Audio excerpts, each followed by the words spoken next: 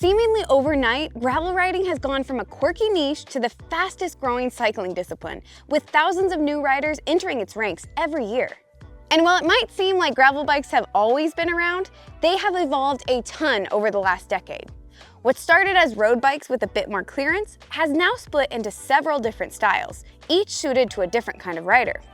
So today, we're going to trace that evolution, starting with the all-road bikes that grew directly out of endurance road platforms, move into the adventure bikes that answered the call for rugged backcountry exploration, and finish with gravel race bikes, the high-speed machines that now headline big events like Unbound and the Traca. By the end of this video, you'll have a clearer picture about what separates the three and which bike is the right one for you. Most people see gravel bikes as kind of a halfway point between mountain bikes and road bikes. But the truth is, these bikes evolved from the tarmac. And that DNA is most obvious in what we now call all-road bikes. These machines keep the familiar sharp handling and efficient feel of a road bike, but add just enough capability to open up rougher routes. Take the Look 765 Gravel, for example. At first glance, it looks a lot like an endurance road bike. You know, steeper head tube angle, shorter wheelbase, etc. But look closer and you start to see some differences. Take the double wave seat stays, which help increase rear wheel compliance, improving comfort and handling. Speaking of comfort, the high volume 38mm tires provide a nice balance of handling and efficiency. And the option to run the bike as either a one-by, like I have it here, or with a front derailleur makes it super versatile.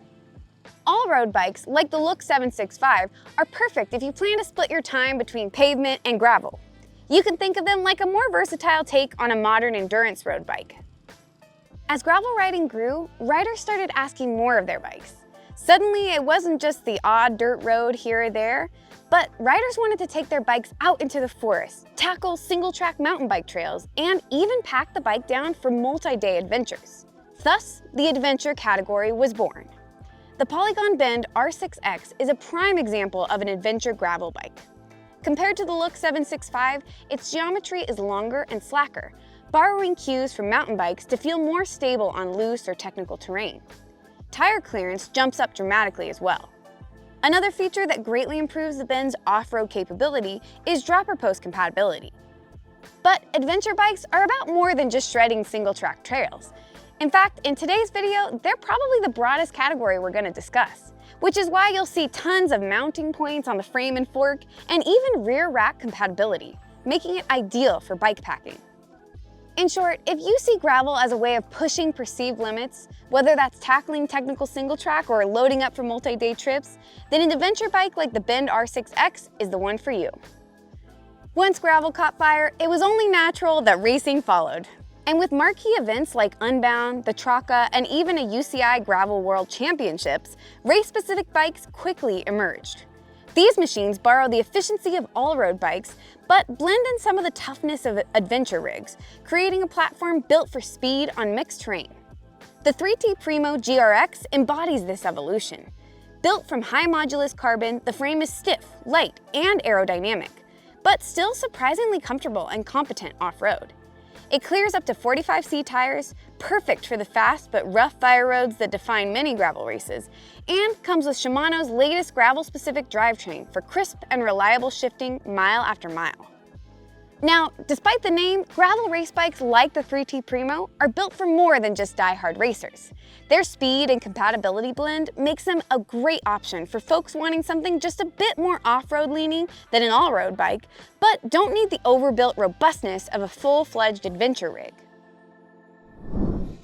So hopefully by now, you're getting a better idea of what category best fits you and your personal riding style.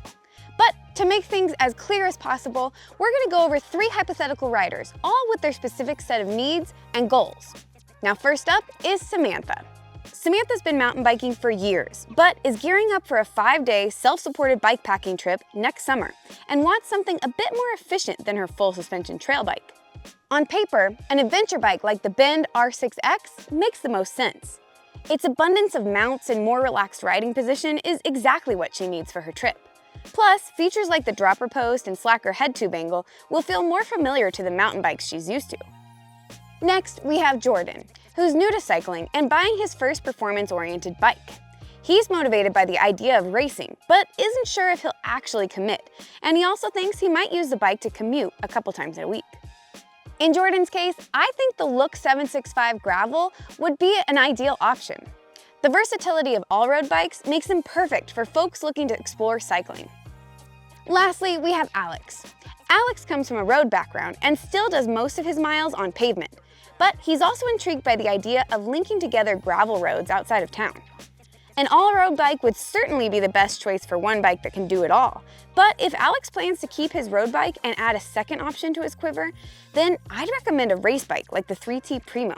This will give him the same aggressive riding position and instant power delivery he's used to, but with a bit more compliant stability to take that speed off-road. It's pretty wild to see just how far gravel bikes have evolved over the last decade or so. And while choosing between them can be a little confusing, hopefully this video helped clear things up for you a little bit more. If you have any lingering questions about what type of bike might be the best one for you, drop a comment below where I'll be hanging out. Then like and subscribe to Bikes Online channel, and after that, grab your bike, whatever suits you best, get out there and get ripping.